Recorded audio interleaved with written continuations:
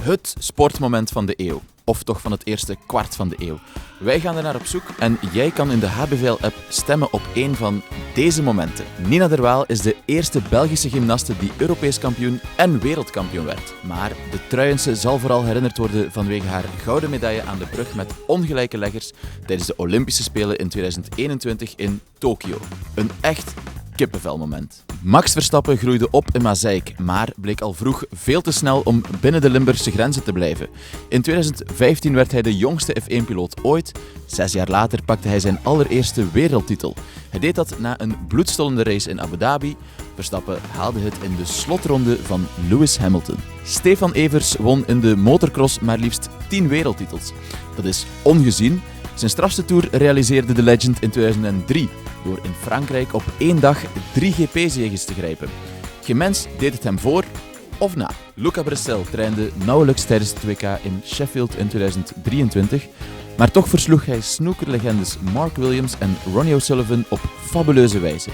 In een historische finale tegen Mark Selby schreef Brecel Belgische sportgeschiedenis. Hij werd zelfs de eerste wereldkampioen van het Europese vasteland. Johan van Summeren is een van de weinige Limburgers die een wielermonument won. Summy won in april 2011 misschien wel de meest prestigieuze eendagskoers van allemaal. Parijs-Roubaix. En hoe kon hij dat dan ook beter vieren dan na de finish zijn vriendin op legendarische wijze ten huwelijk te vragen? Kim Clijsters verzamelde in haar loopbaan 4 Grand Slam zeges en was in 2003, 2006 en 2011 de nummer 1 van de wereld. Haar strafste Grand Slam zege pakte Clijsters in 2009 toen ze de US Open won met een wildcard. Ze deed dat terwijl ze al mama was. De triomfbeelden met de kleine Jada achteraf zijn effen af legendarisch. Tia Hellebout zorgde in 2008 in Peking voor een uniek atletiekmoment dat bij vele Limburgers nog op het netvlies gebrand staat.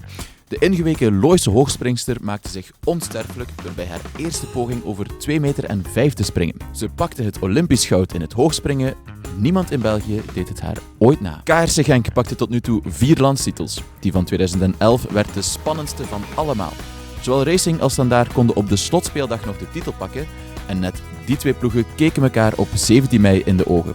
Kennedy Nwanganga kopte in de tweede helft de beslissende 1-1 tegen de netten, waarna een groot Genks volksfeest losbarstte. De 100 meter vrije slag is het absolute koningsnummer in het zwemmen. En net in dat nummer zwom Pieter Timmers zich in 2016 naar Belgische sportgeschiedenis. De Beringenaar zwom in Rio de Janeiro zijn snelste 100 meter ooit en greep Olympisch zilver. Zo, dat waren al onze sportmomenten. Haast je nu naar onze HBVL-app en stem op jouw favoriet.